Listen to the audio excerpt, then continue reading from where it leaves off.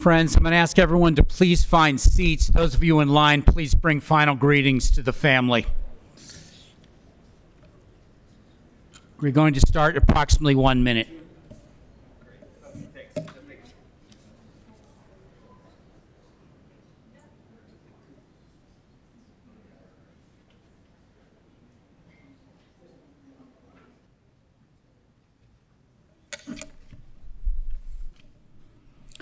We're about to begin the service for Monte J. Levinson, MD. I would ask those of you who have a cellular device to please turn it to the off position.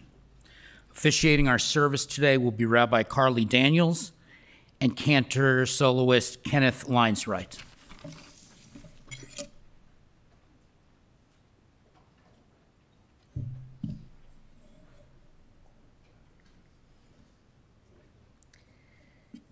Mourning is the price we pay for having the courage to love others.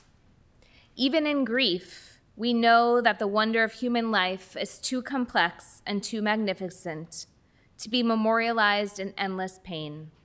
The gifts of the spirit of our loved ones gave us cannot be measured or weighed, nor can they be lost or even translated by time. Even in our darkest hours, we know that some of their light and their warmth will always be with us, bringing comfort and courage, and in the fullness of time, healing and peace. We remember Monte Levinson and join our hearts together to give comfort and strength to his family.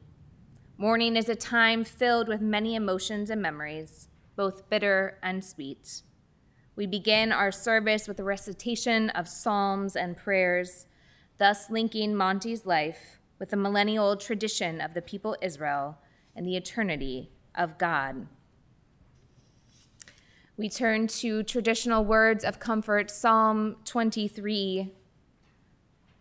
We'll read together in English, and then Kenny will chant for us as well in the middle of your pamphlet. The Lord is my shepherd, I shall not want. He maketh me to lie down in green pastures. He leadeth me beside the still waters. He restoreth my soul. He leadeth me in the paths of righteousness for his name's sake. Yea, though I walk through the valley of the shadow of death, I will fear no evil, for thou art with me. Thy rod and thy staff, they comfort me. Thou preparest a table before me in the presence of mine enemies. Thou anointest my head with oil, my cup runneth over. Surely goodness and mercy shall follow me all the days of my life, and I will dwell in the house of the Lord forever.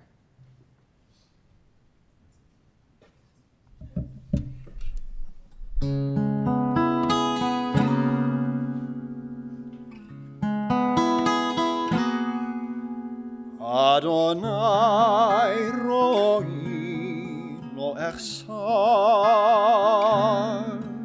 binot tesheyar bitzeni al menuchot yenachaleini nafshi yeshovev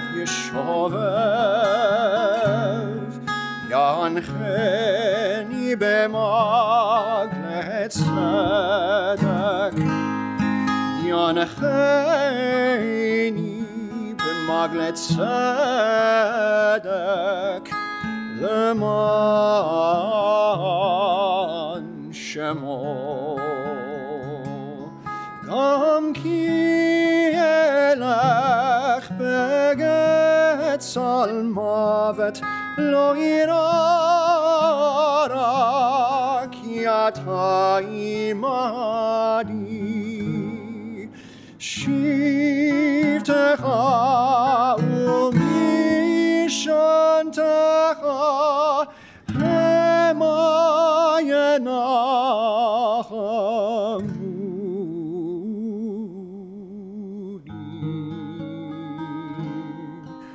הארוך לפניי, לפניי, שולחן נגד צורריי. ישנת ושמן ראשי, כוסי רוויה. אך טוב החסד ירדפוני כל ימי חיי, כל ימי חיי. ושבתי בבית אדוני לאורך ימים.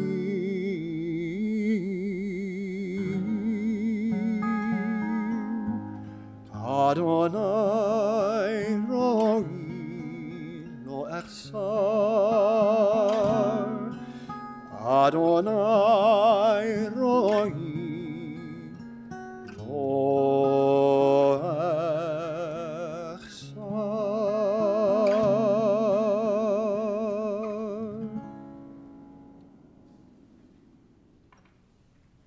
We'll continue with the words of Psalm 121. I lift my eyes to the mountain, from where will my help come?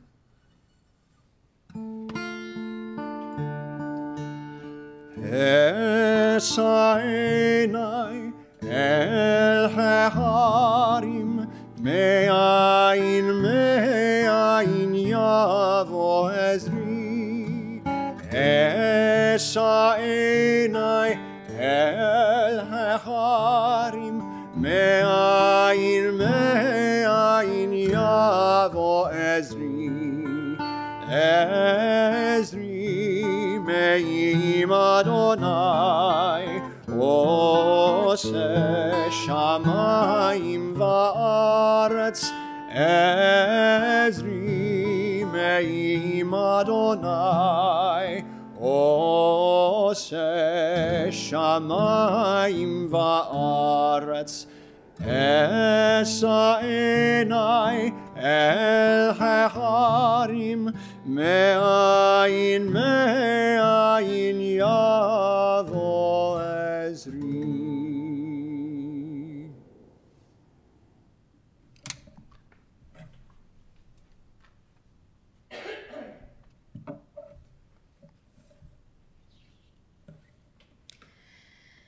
It is taught in the book of Psalms that a person is like a tree planted beside streams of water, which yields its fruit in season, whose foliage never fades, and whatever it produces thrives. Monte Levinson left a deep-rooted legacy that will continue to bear fruit as his legacy and memory lives on through his family, friends, and all who were touched by Monte's caring nature. Monte was the beloved husband of the late Dr. Sophie Levinson, beloved companion of Judy, loving father of Vic and Polly and Linda and Mark, proud grandfather of Naomi and Achia, Yael, Tamar, and Amiel, Daniel, Nathanael, and Oria, Anna, Eve, and Ethan, remarkable great-grandfather of Alma and Roni, loving foster grandpa of Destiny and Willow, cherished big brother and brother-in-law of Barbara and David, dear uncle to many worldwide. Monte was rooted deeply in family.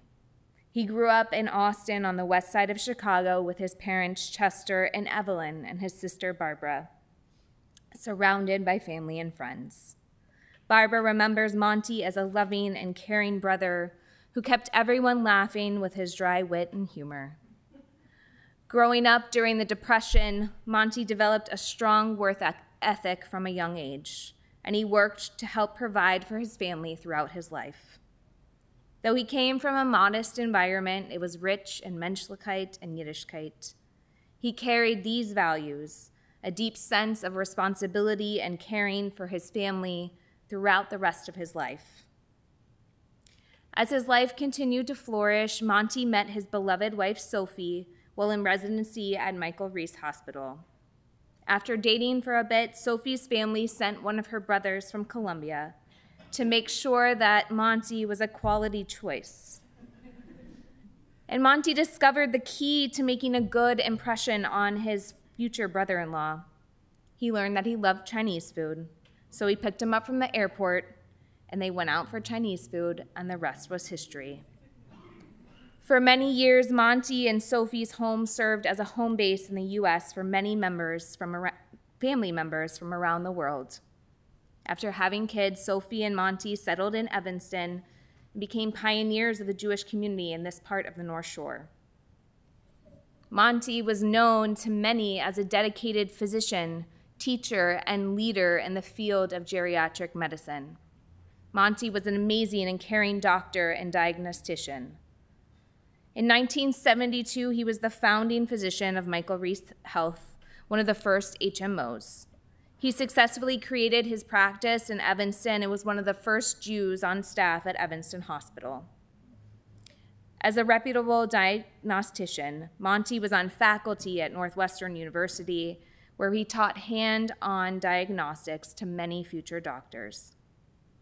Discovering his passion of caring for older adults, Monte became one of the first doctors to specialize in the field of geriatric medicine, later serving on many boards and becoming a leader in his field.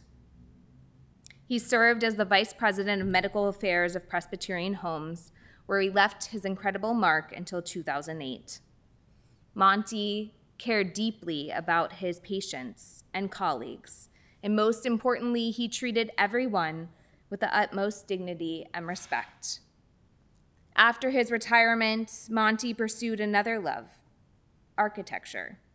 He served as an interpreter at the Frank Lloyd Wright House, sharing his love of architecture with all visitors. In addition to his illustrious career and meaningful hobbies, Monte was deeply committed to Judaism. Growing up, Monte had a bar mitzvah, but his involvement in Jewish life was unfortunately limited by economics. As an adult, it was important to Monte and Sophie to be active members of a synagogue, and they both passed a love of Judaism on to their children. For Monte, Judaism was about community, inquiry, and it was rooted in the home. Later in life, Monte joined and became a member of Sukkot Shalom. As with most things in his life, he left an indelible mark on our congregation through his founding of the senior men's group that met monthly over the past 5 or so years. Monte's presence was key to developing and maintaining this part of our community, and for that we will be forever grateful. Beyond his involvement in the synagogue, Monte's most treasured role was as a father and grandfather. Vic and Linda, you shared that Monte was the best dad, strong and opinionated, yet open and understanding. You described your parents as the original helicopter parents, caring for you and supporting you every step of the way, providing strong guidance when needed, followed by a hug and a praise of a job well done afterward. Monte's heart grew even more with the addition of each of his grandchildren. It was true that Monte's favorite title was Grandpa. Monte took great pride in his grandchildren, and he was so glad to be able to visit his grandchildren in Israel in 2019. Monte was a storyteller, known for recalling the same stories over and over. And he passed this skill along to his grandchildren from a young age, teaching them the art of storytelling. He also enjoyed connecting with each of his grandchildren based on their individual interests and talents. In later years, Monte found comfort and joy in his companionship with Judy. After both of their loving partners died, Monte reached out to mutual friends and asked if Judy would be interested in a date. Originally not so sure about the connection, Judy held off on this inquiry. Finally, Judy agreed to have a coffee date with Monte. But Monte had other ideas. He invited Judy on a date to the symphony. And despite this hesitancy over a long first date, you decided to go. And over time, Judy and Monte developed a loving and special relationship. The two of you enjoyed going to symphony and theater. And during the pandemic, as things slowed down, you enjoyed the downtime spending quality time with each other at home. Although he had hoped for at least 10, Monte gave you 8 wonderful years. Monte blessed the world with his presence for 89 years.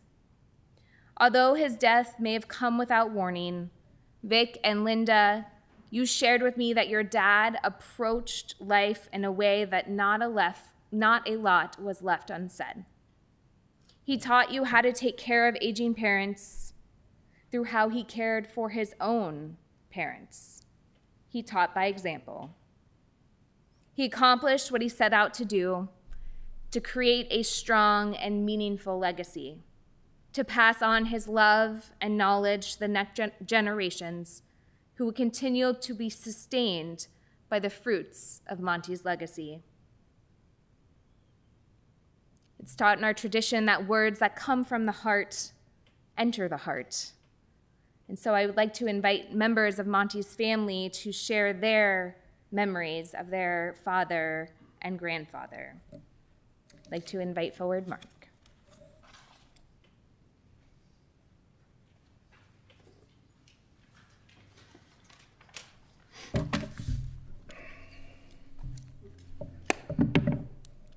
Whew.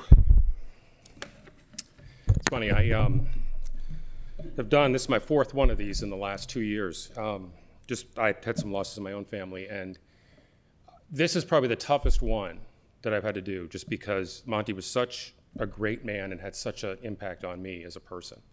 I've known him for 30 plus years. He's been nothing but a wonderful father-in-law. And Linda and I think we've said that Linda and Victor hit the jackpot with their dad. I hit the jackpot with my father-in-law. So I hope I can do him justice. But he was a second father, mentor, and friend, and he was really the paterfamilia to the Levinson, Harvey, Silverman clans. He was the paterfamilia. He did it well, and he liked to tell us he was the paterfamilia too. So, he would sort of let us know that. And if you saw the obituary that was published in the Tribune, you'd see that he was an accomplished physician. He was a beloved practitioner here in Evanston for many years. People would come up to me and they'd say, he was my doctor until he just decided to take care of old people. And then he was at the Presbyterian home for many years.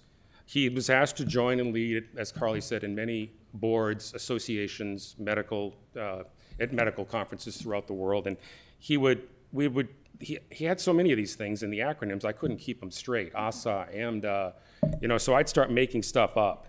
I used the Association for the Care of the Aged and those who are aged but don't want to be referred to as aged, and it was a running joke between us.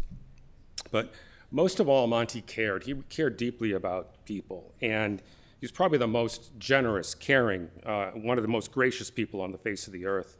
And he had a wry and wicked sense of humor, which I'll demonstrate in a minute. But he was a big presence in our lives, big physically, big psychologically. You recall, if you knew him in the last 10 years and when he was with Judy, he was pretty svelte. He wore black. He was thinner. He, had fashionable clothes. Still the same guy. But for most of his adult life, when I came on the scene and for the 20 years, before Judy, he was a tad on the larger side. Not all that fashionable. He wasn't stylish because he cared more for other people and he was focused more on his family and friends than he was himself. So he didn't go out and, try to be anything different. So what that means is that many little polyesters met their doom in the creation of his wardrobe. He was a master at understanding the needs of others and doing his best to help people. He really was.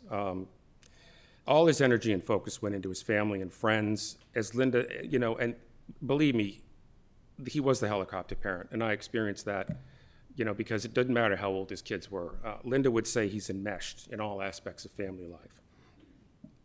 I met him when he was a little older than I am now, in 1992. So I never knew the guy who grew up in modest means in Austin. I never knew the guy who started working when he was a teen to support his family, the older brother who looked after his little sister, Barbara, the guy who attended medical school at UIC on Navy Pier before the Ferris wheel, and the guy who served as a medical officer in the US Navy. And I also didn't meet the guy who used his position and authority as the chief resident at Michael Reese to spend time with a rather attractive female doctor from Columbia named Sophie. I met him in 1992. He was the proud parent of Vic and Linda. He was the first-time grandfather for Naomi. I was probably not his first choice as a mate for his only daughter. I wasn't Jewish. I worked in a field of finance that was kind of, didn't quite understand, and it was the era of insider trading and Ivan Boesky and Michael Milken and all that. And I came from a small town in Maine, so I wasn't the guy, wasn't the nice Jewish boy from the mean streets of Glencoe or Highland Park. And to top it off, he met me at a Rosh Hashanah dinner. That's kind of where I got to know Monte. I got a generous invitation from Victor to come to Rosh Hashanah dinner. Being naive and a little bit arrogant, I said, sure. I should have probably declined that, but I accepted. I met Monte and Sophie, so it was just a little bit awkward. But I think Linda secretly wanted to stir the pot a little bit for all the blind dates he'd set her up on in the past. So it was a nice dinner. And after that initial meeting, there was a general sense of wariness, some maneuvering on his part to oust me for a nice Jewish boy. He just couldn't help himself. Over time, I was able to give as good as I got for him, push back in a nice way. He pushed me, and we developed a mutual respect and love that lasted over 30 years. And I ultimately converted, so he got the nice, somewhat refurbished Jewish boy, and I got to learn from Big Monte. When we met, he taught me a lot. The thing is with Monte, he taught me a lot. They always say a man is judged by his actions, not his words, and Monte truly lived his actions spoke more than anything. Because when I first met him, I was independent. I came out on my own, and I was very into individual achievement. I know it's cliche, but over the years, he taught me the importance of balance, of taking care of your family and friends and nurturing them as much as you do in your professional success. He was the role model I really hadn't experienced in my own life. A successful guy who cared for others as much more than himself and was a rock of support for his family throughout the best and worst of times. Over the years, Monte was always ready, willing, and able to lend an ear, a shoulder to cry on, or just lean on, or just talk to. He was hyper-organized, and if he wanted something done or needed help, he was 100% reliable. He was present with a capital P. He was present for people, always. He gave advice freely and often, many times unsolicited. He wanted to get the family together so much, he was masterful at showing up unannounced. His timing was mostly not convenient. Sometimes we'd be having dinner, and we had a little window in the door of our house, and we'd be looking in, you could see from the kitchen table, and there'd be this face in the window, and so oh my God, it's Grandpa. It's not a burglar, it's Grandpa. So we would, but he'd always show up with random stuff. A pen he got from a conference, an insurance company or a drug company gave him, a bottle of salad dressing he just thought we should try, or some article of clothing he bought that was a good idea at the time but turned out not to be. But despite these random appearances, his intentions were always pure. And he often thought it was because of his training in clinical diagnosis and his bedside manner that people needed his input. Maybe yes and maybe no, but the reality was he was always invested and interested in helping others become the very best versions of themselves. This applied tenfold to his family, and he was always there, whether invited or not, for Victor and Polly, or Linda and me, to make sure we were okay, and by extension that our children, his grandchildren, were thriving. He was also a pretty fun guy to be around. Most of it, because of his people skills and perceptivity, he was the consummate host. You'd go to his house and he kind of knew what you needed. You never sort of felt, when you go to somebody's house and you're like, oh, I could use a glass of water, or I'd like a drink, or boy, I'm hungry. Bang. He just knew it before you knew it, what you needed. He was the great host. He enjoyed bringing people together to tell stories, to debate current events, to enjoy company, to kibitz, with extra points rewarded if the food was good. Not everything was altruistic, though, and he could be quite acerbic at times. On Yom Kippur, I used to take the day, and I often found it was easier to stay at synagogue than to go home and then come back. Yom Kippur was, something I had to learn about. And so I used to stay for a study session, and I'd say, Monty, why don't you want to, and Sophie and I would stay, and we'd go to the study session. I said, why don't you want to stay? And he'd say, well, it's interactive. And there are some people I'd rather not hear from. And during the 4th of July parade, I would always get a running commentary on state and local politicians, and much of it wasn't laudatory, and the parade's just never the same after that, after he stopped going. In his later years, his perceptions and viewpoints became a little bit more binary, and Judy will attest to this, and his language was peppered with catchphrases. For the past 8 years, Monty was fortunate enough to enjoy the companionship of a wonderful woman named Judy, and when they went to a movie, play, discussion, or class, it was either magnificent and marvelous, accompanied by a description of what was magnificent and marvelous, and followed by, and so on and so forth. When he couldn't think of what else to say, he'd say, and so on and so forth. Or it could be feh and fooey, or fooey. One day I had to ask which one was worse. And if it turned out to be magnificent and marvelous, we had to see it, and we would get reminded daily until we went and saw it.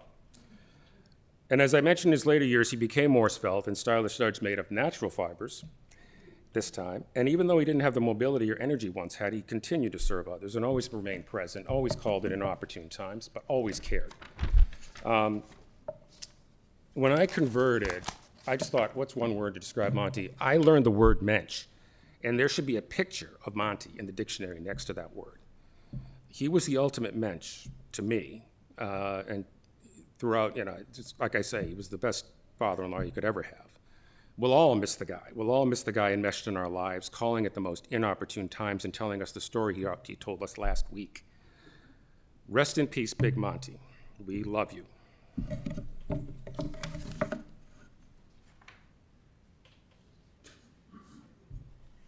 I'd like to invite forward Naomi and Tamar to offer words about their grandfather.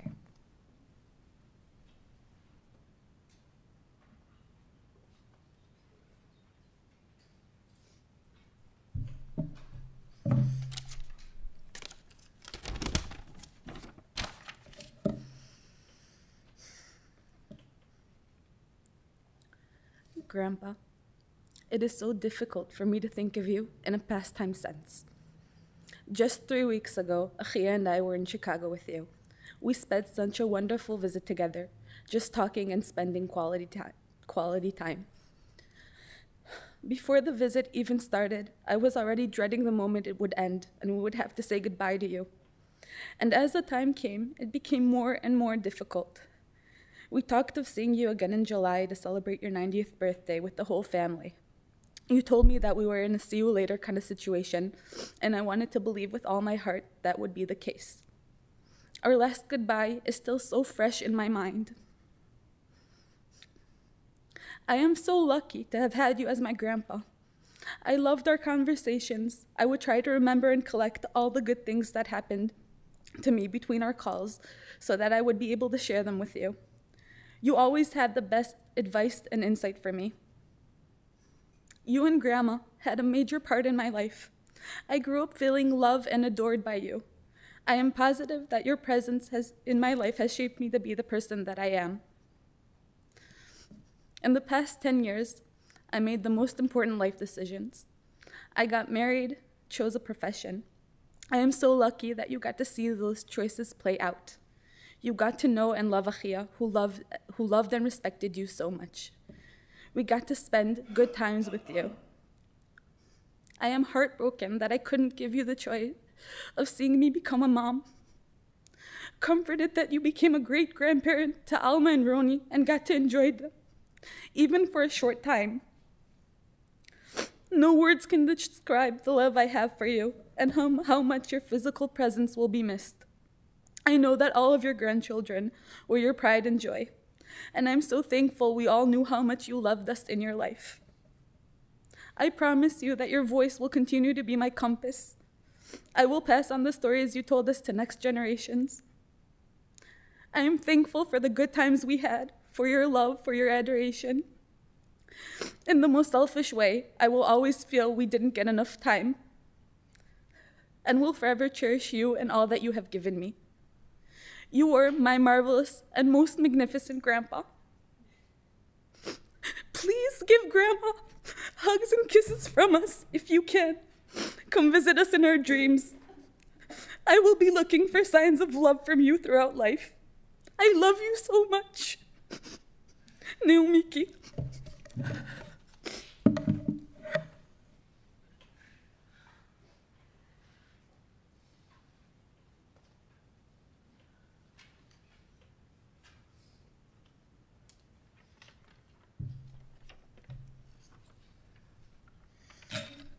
My magnificent and marvelous grandpa.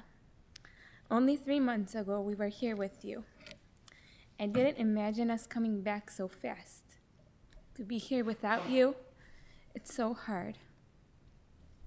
As we came out of the gate, I was looking for your smile, waiting for us like all the time in the past when you came, when you have come to pick us up. The last visit, you finally met Alma. The love and joy I saw in your face when you looked at her filled my heart. Even at the time when she was just grumpy and screaming. When we returned to Israel, we kept on FaceTiming you. But since our visit, I could see on both of your faces that now both of you knew who is actually on the other side. Grandpa, you filled us with so much love. Every time I was by your side or talked to you, I felt so important, proud, and smart. I feel so lucky. So lucky I spent time with you every visit. So lucky learning from you so much. So lucky seeing you being with you grow old with dignity. So lucky you were at my wedding. So lucky you met Amiel. So lucky you met Alma. I'm just so lucky that you were my gumpa. I love you so much. Words can't describe how much my heart feels for you. The love and respect I have for you is consuming. Thank you for being such an important presence in my life. I'm so proud to be your granddaughter. With much love, Tamar.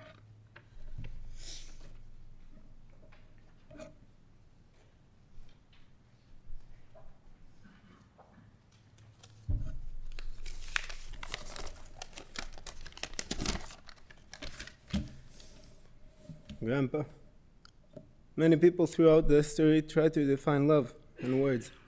They all failed.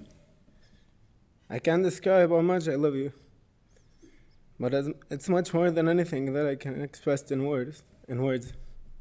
Thank you very much for beautiful years I had privilege of being your grandson. Thank you for all of the love you showered on me. Thank you for all of the wise advices and comments that have helped me throughout my life. Thank you for all the treats and gifts you gave all the grandchildren with a generous hand and a heart full of love. Thank you for who you were. I'm proud and happy for the privilege of being your grandson, proud to be a Levinson man. I already miss you. I can hear your voice saying how much you love me, your oldest grandson, and how you would repeat and say that only when you have grandchildren you will understand what love without limits is. Grandpa, you are so connected to the chain of generations. You always made sure to tell us stories about the previous generations, and in every job I worked, you knew how to tell me about a grandfather or an uncle or someone in their town and their family past who worked at the same job.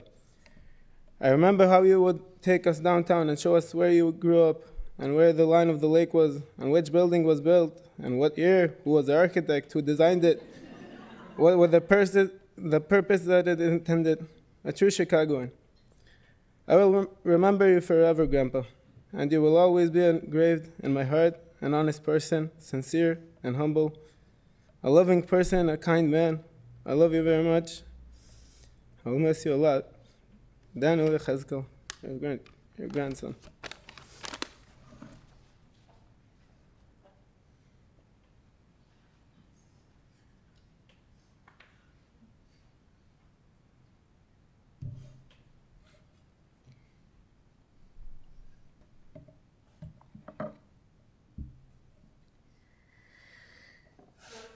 You who heal the brokenhearted and bind up their wounds, grant comfort and consolation to these mourners as they face their grief.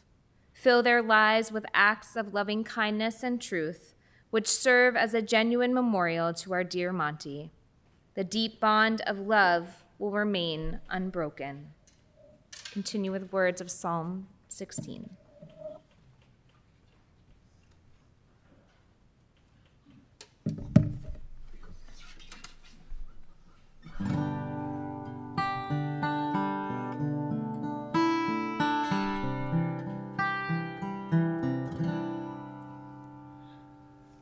שיוויתי אדוני לנגדי תמיד כי מימיני בא למות לכן שמח ליבי ויגל כבודי, אף בשרי ישכון לבטח.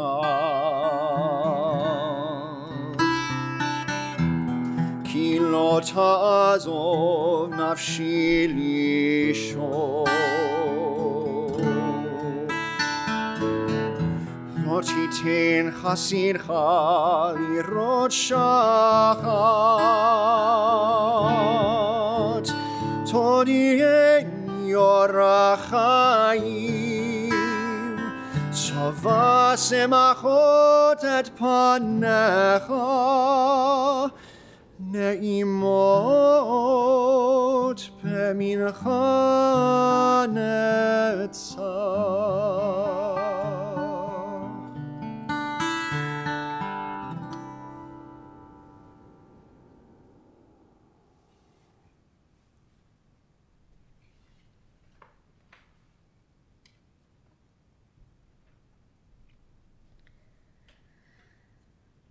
Turn now to words of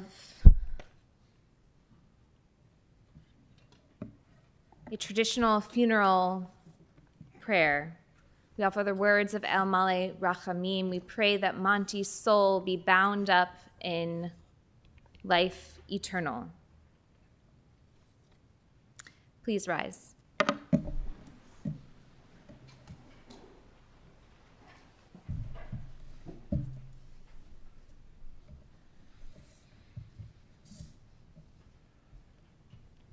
אל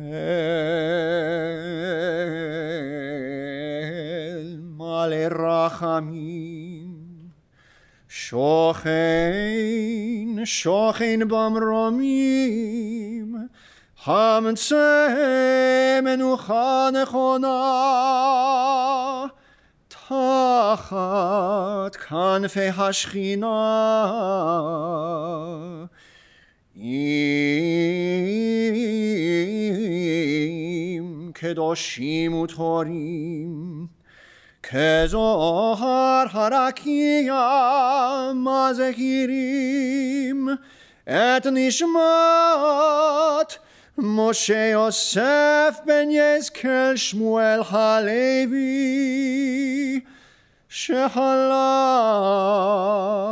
שהלך לעולמו בעל הרחמים יסירהו בסתר כנפיו לעולמים ויצרור בצרור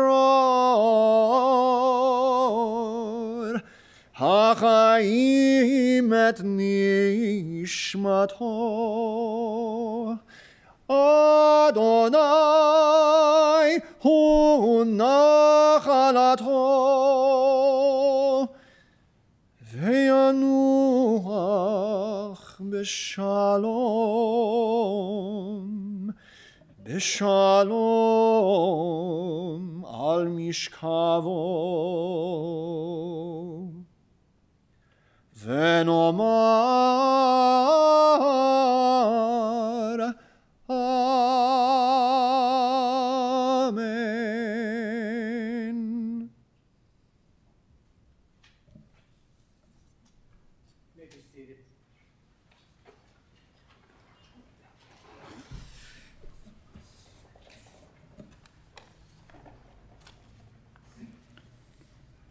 This concludes our service here in the chapel. The interment will take place immediately at the family's plots at Memorial Park Cemetery in Skokie. We will be going in procession. Shiva will be held at the Harvey residence starting Saturday evening from 6 p.m. to 9 p.m. That information is located on your folder. For those of you who are online, that information is located online. Please note, Saturday evening from 6 p.m. to 9 p.m., 2149 Central Park Avenue, and Sunday from 12 noon to 3 p.m. On Sunday from 5 to 8 p.m., 740 Juniper Road in Glenview, and then returning back to the Harvey residence Monday from 5 p.m. until 8 p.m. at the Harvey residence. Memorial contributions could be made to Mogen David Adam, and that address is located on your folder. The electronic address is located there, and for those of you who are online, also you can see the address. For those of you who are going to be going in procession with the family to the cemetery, please make sure you obtain an orange funeral safety sticker. This sticker should be placed on the front passenger side of your windshield. We would also ask that you have your bright headlights and hazard lights on at all times. For an additional measure of safety, our staff will be placing magnetic flags on the top of vehicles throughout the procession. As we drive in procession today, please drive as closely as safety permits to the car in front of you. We want to avoid any large gaps in the procession, especially as we go through intersections. In just a moment, I'm going to invite the following individuals to serve as pallbearers. Pallbearers for the service of Dr. Levinson will be Daniel Levinson, Nathaniel Levinson, Ethan Harvey, Amiel Achitov, Robert Silverman, Duby Kaufman, and Steve Gent. At this time, I would ask everyone to rise as the deceased and the family are escorted from the chapel. Please, pallbearers, step forward.